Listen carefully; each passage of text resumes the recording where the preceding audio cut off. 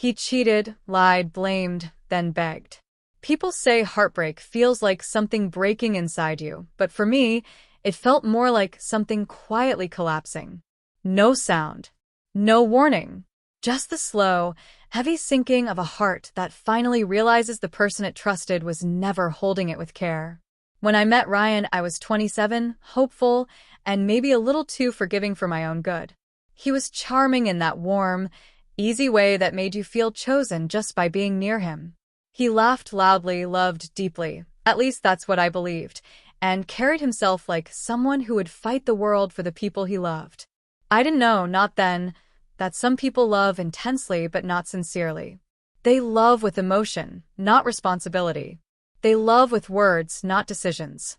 I didn't know the difference until the night everything changed.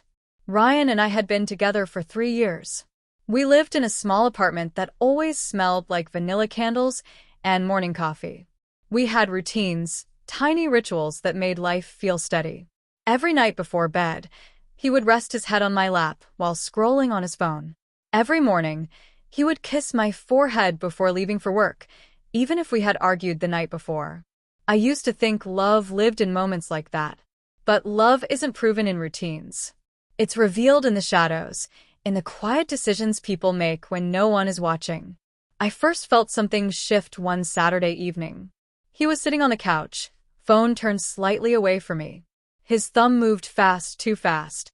His smile happened at the wrong moments, private, amused, secretive. When I asked who he was talking to, he said, "Just Mark from work." But he said it with that tone, short, dismissive, annoyed. I even asked. That was the first lie. I didn't know it then, but lies have a smell. They linger long after the words fade. Over the next few weeks, the changes were small at first. He guarded his phone like it was fragile. He started going to the gym late at night. He avoided my eyes when he talked.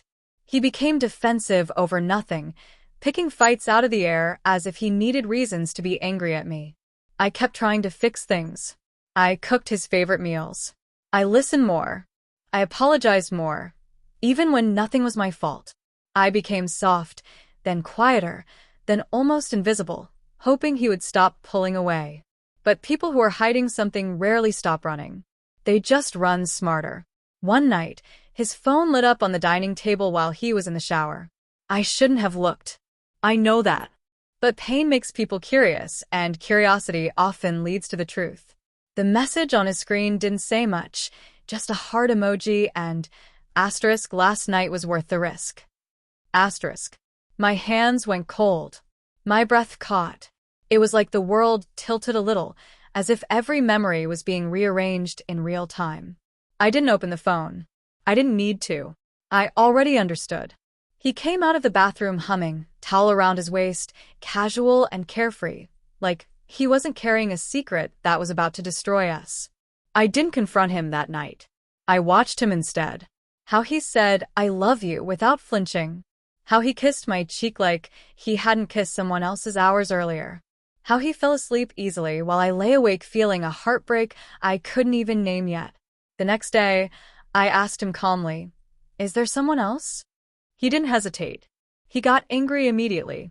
"Why would you even ask that? You never trust me. You're always suspicious. You're impossible to talk to." Blame. That was the first shield he picked up. Throughout the week, every time I got close to the truth, he dragged the conversation somewhere else. My insecurities, my reactions, my tone, my stress, my expectations. He turned himself into the victim so smoothly, it almost worked. Almost. One night, he came home late, too late. The smell of unfamiliar perfume clung to him like a confession. When I asked where he had been, he said, "Working late." When I said I didn't believe him, he exploded. "You're paranoid. You're ruining this relationship. You're suffocating me." He walked out that night. Didn't return until the morning. And then he had the nerve to say he slept on a friend's couch. That was lie number 17. By then, I had stopped counting. The breaking point came 2 weeks later. It was 11:43 p.m. when he finally walked through the door. Hair messy. Shirt wrinkled. That perfume again, soft, floral, expensive. Not mine. This time, I said nothing. Silence, I've learned, is more powerful than confrontation. I simply placed his phone on the table. Unlocked. Open to a message thread he thought he had deleted. Her name was Claire. Their messages stretched back months. Months of stolen nights, secret meetings, whispered promises, shared regrets, plans to figure things out. Once he had the courage to end things with me. They had exchanged I love yous. They had shared photos. They had talked about me, how I was too emotional, too sensitive, too demanding. It is strange to see yourself described by someone who has never bothered to understand you. He froze. His face strained. And for the first time, he didn't get defensive. He didn't shout. He didn't blame. He broke. "I'm sorry," he whispered, voice shaking. "Please, please don't leave me." Begging. That was his final resort. I didn't yell. I didn't cry. I didn't collapse the way he expected. Pain had already done its damage, quietly weeks before. That night, all that remained was clarity. "I'm not leaving," I said softly. "But you are." He fell to his knees in the living room, clutching my hands, repeating my name like a prayer. He promised change, promised therapy, promised transparency, promised a new phone number, a new start, a new man. Every promise came too late. When trust breaks, people imagine it shatters loudly. But sometimes it dissolves silently, like sugar in water, still there but impossible to put back together. I let him cry. I let him plead. I let him say everything he needed to say, not because I was considering staying, but because closure isn't always for the one being left behind. Sometimes it's for the one walking away. The next morning, he packed his things in tearful silence. He kept asking if there was anything he could do to fix it. I told him the truth. Fixing it would have meant choosing me long before this moment. He left.